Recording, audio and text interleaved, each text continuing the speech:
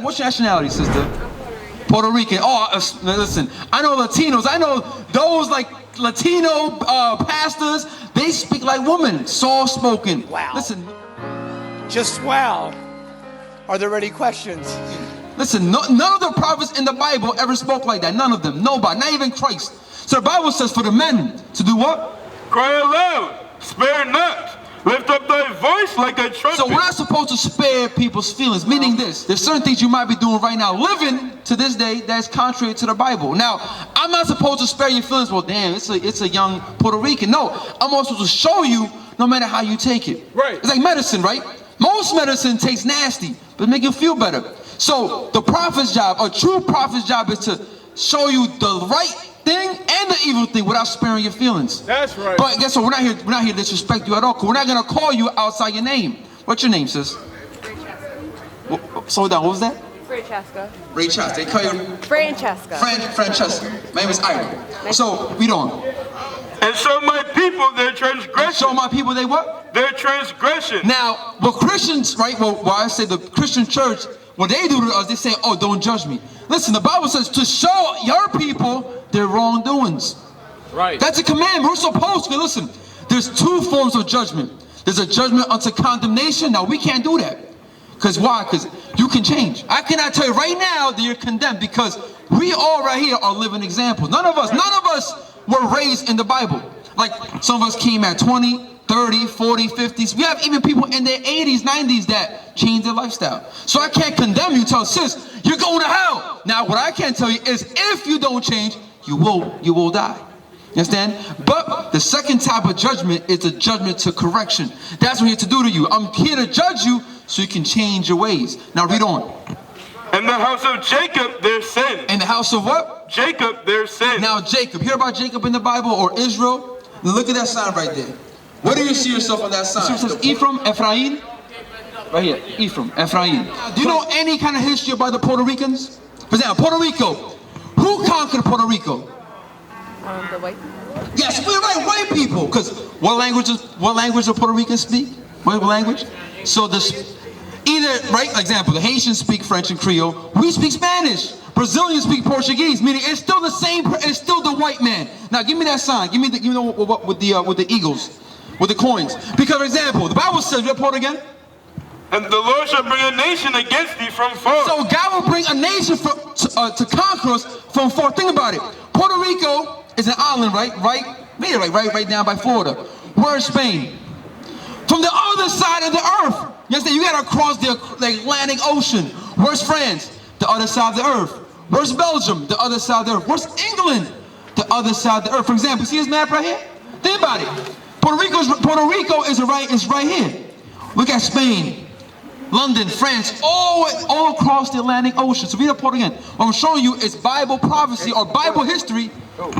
Our history in the Bible. Read this part again. The Lord shall bring a nation against thee from far. So from far means what? From the other side of the earth, like from Spain, from Europe. Read on. From the end of the earth, as swift as the eagle flies. As swift as what? As the eagle flies. So the Bible, God gave us clues. Because think about it. The Greeks used what in their coin? An eagle. The Roman Empire used an eagle in their coins. The Spanish, right, who conquered Puerto Rico, who conquered Mexico, who conquered what? Central, South, and North America, right? What did they use in their coin? An eagle. Today, the US of A, America, right? What did they use in their coins? The eagle. Why? So God left us, Sister Francesca, clues to identify who is our enemy. The enemy is the white man. But you know also shows us this? That's Bible prophecy. Because think about it. You're telling me out of all animals to use, all these nations use the same animal? Because that's what an eagle does. An eagle preys on smaller rodents. Right. Understand that? Like today, think about it. They came to Puerto Rico with muskets, rifles, right? All like heavier artillery. What do we have? Bows and arrows. They conquered us. That's why we speak Spanish. So read the whole verse again. The Lord shall bring a nation against thee from far. Spain. You understand? Read on. From the end of the earth. Come on. As swift as the eagle flies. So today, think about it. What's the national bird of this country? The bald eagle. That's in them. That's the characteristics. An eagle. Read on. A nation whose tongue thou shalt not understand. Hold on, a nation whose what? Whose tongue thou shalt not understand. But I thought Spanish is my mother tongue. I love speaking Spanish. You know, hablo inglés. I love Spanish. But what? Report again. A nation whose tongue thou shalt not understand. Next question again. Why does it say that? Because one language where the Boricuas, the Arawaks, the Mayans, the Incas, the Aztecs, the natives, what language were we speaking? Do you know? No. Think about it. Watch this. Watch this. Look at this sign right here. Right here. So this is a rock. This is a rock in Mexico. It says 10 Commandments in Hebrew, written stones in New Mexico. So you're telling me in New Mexico, they found rocks of the 10 Commandments written in the language of Hebrew. In Puerto Rico, I've been to Puerto Rico. The guy in the museum showed me words written in Hebrew that were found in Puerto Rico. Why? Because the Puerto Ricans, the Mexicans, the natives, the Incas, we always spoke Hebrew.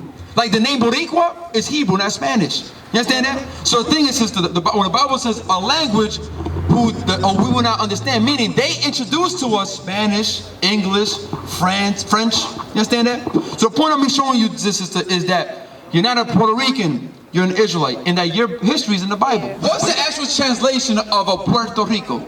Of what? A rich port. Yeah. Now, think about that. My name is a Puerto Rican, but I'm not even rich. I'm in the ghetto. Bring it out. Because we give me that Deuteronomy 28 verse, the Proverbs and bywords. Because 37. Because the Bible says that what God did to us, because of our disobedience, God put us in slavery. That's why we call ourselves Puerto Ricans, Guatemalans, Mexicans, blacks, Haitians. But you're not a Puerto Rican. You're an Ephraimite. You understand? That's the Bible calls you an Israelite from the tribe of Ephraim. Which means what? A fruitful bow. That's why Puerto Ricans have big families. Listen, that's in us. To have big families, that's in us. But the world calls us Puerto Ricans as a mockery. Because we was once rich. Now Puerto Rico ain't rich no more. It belongs to the U.S. Now watch this, read this. This is the book of Deuteronomy, chapter 28, verse 37. Come on. And thou shalt become an astonishment. So because of our disobedience, we as the nation of Israel, right, the house of Jacob, we became a what? An astonishment. An astonishment. What's an astonishment? But look around you. Look around your neighborhood. This is an astonishment. It's normal to hear gunshots. Like, I'm pretty sure you probably got desensitized by that by now, right? Like, a gunshot out to you is probably like, oh snap, another body. Like, all right. Like, oh, more candles or whatever. Like, it's normal. Like, that should not be normal. I've been to Puerto Rico. Besides the actual tourist areas, like besides Old San Juan, it's poor.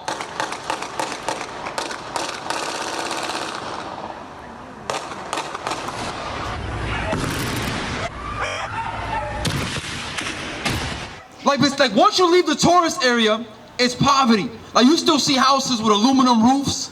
Like some parts of Puerto Rico don't even have pavement. Like it's still like rocks and all that stuff. Because you know what happened to our people? We've been robbed. We was robbed. Matter of fact, when you read history books, it tells you when Columbus, Ponce de Leon, when they came to the island, they saw our children paying with rubies, with rubies, with diamonds and all that. You understand?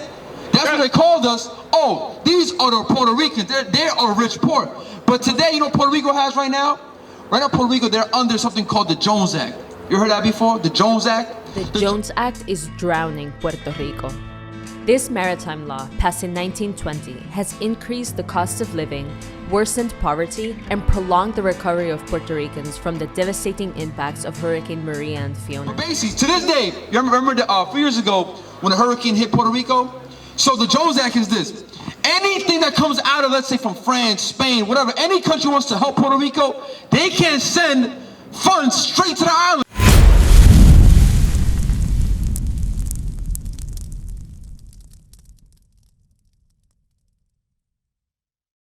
We used to scream Black Power while heroin was pushed. But at the end of the day, nothing's in vain. IUIC has been given a vision. The tents of Judah has risen.